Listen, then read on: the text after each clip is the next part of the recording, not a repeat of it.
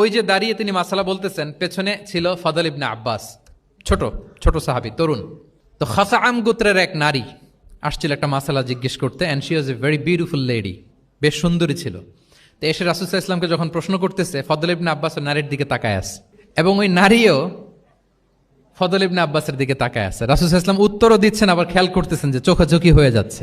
যখনই তিনি অবজার্ভ করলেন যে ফদল ইজ ক্রসিং দ্য লিমিট, একবার চোখ পড়তে পারে, তারপর তো নামিয়ে ফেলতে হবে, সে যখন তাকিয়ে আছে, নারীও তাকিয়ে আছে, তখন রাসূল সাল্লাল্লাহু আলাইহি ওয়াসাল্লাম কি করলেন? ওয়াজআলা নবী সাল্লাল্লাহু আলাইহি ওয়াসাল্লাম ইয়াসরিফু ওয়াজহাল ফদলি ইলা শিক্কিল আখার, সাথে সাথে ফদলকে বললেন, ফদল ওইদিকে না, এইদিকে তাকাও। এটা সরাসরি হাদিসের অনুবাদ করে শোনাচ্ছি, আমার পক্ষ থেকে না, এবং বুখারীর হাদিস। ফাজআলা ইয়াসরিফু ওয়াজহাল ফদলি, ফদল ইবনে আব্বাসের চেহারাটা রাসূল সাল্লাল্লাহু আলাইহি ওয়াসাল্লাম ঘুরিয়ে ফেললেন যে ফদল ওইদিকে তাকানো যাবে না, এদিকে তাকাও। ফদল রাদিয়াল্লাহু তাআলা আনহু নিজেকে সামলে নিলেন। এই যে this is the point, observation. এটা কি বলে? Observation and correction. রাসূল ইসলাম he was a very good observer, what's going on around, কি চলতেছে সব দিকে চোখ কান খোলা। বাংলায় কি বলে?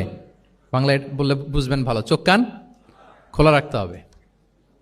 তো রাসূল ইসলাম খেয়াল করলেন এবং ওনার চেহারা ঘুরিয়ে দিলেন। এভাবে তিনি কেউ ভুল করলে শুধরে দিতেন। এবং শুধরে দেওয়ার আরেকটা নিয়ম রাসূল সাল্লাল্লাহু আলাইহি ওয়াসাল্লাম, আল্লাহু আকবার, অনেক পয়েন্টস এখানে, যে কিভাবে তিনি অন্যের ভুল শুধরাতেন। কিভাবে ভুল শুধরাতেন? আমরা কিভাবে ভুল শুধরাই? বাংলাদেশের যে টেন্ডেন্সি, কেউ ভুল করলে আর মাইক্রোফোন যদি পাই যে মাহফিলে, এইবার তো পাইছি ওই বেটারে, ও কাফের, ওর দাদা কাফের, ওর 14 গোষ্ঠী কাফের, ও মারা যাওয়ার পরে যেখানে কবর দিবে ওই কবরের উপর যে ঘাস উঠবে, ওই ঘাস যে গরু খাবে, ওই গরুর দুধ যে খাবে ও কাফের। আমি জাস্ট সিনারিওটা আপনাদের সাথে শেয়ার করি যে নিয়ম হচ্ছে কি। লেটস সে আমার একজন কো স্পিকার কোনো কিছু একটা ভুল করে ফেলছে, তার জানা নাও থাকতে পারে, আবার আমারও একটা জিনিস জানা নাও থাকতে পারে। কেউ ভুল করলে শুধরানোর নিয়ম হচ্ছে, সে যে ভুলটা করলো এটা যে ভুল এটা জানানো, যে অনেকে এরকম এরকম বলে, আসলে এটা ঠিক না, বরং ঠিক হচ্ছে এটা, এবং এর পক্ষে দলিল হচ্ছে এটা, জাস্ট এটা বলে দেওয়া। এটা যদি বলে দেয় তাহলে কি হবে? যখন ওই যে ভুল করছে সে যখন শুনবে, তার নাম তো আর বলা হয় নাই, সে তো বুঝে যাবে এটা তো আমি ভুলটা করছি, ফলে আমি শুধরে গেলাম, ওই লোক শুধরে যাবে, আর বাকি যারা লিসেনার, শ্রোতা, তারা সবাই সতর্ক হয়ে যাবে। তাইলে যেটা উদ্দেশ্য ছিল কাউকে শুধরানো, ওটা হয়ে গেছে না? কারো নাম নেওয়া প্রয়োজন হয়েছে?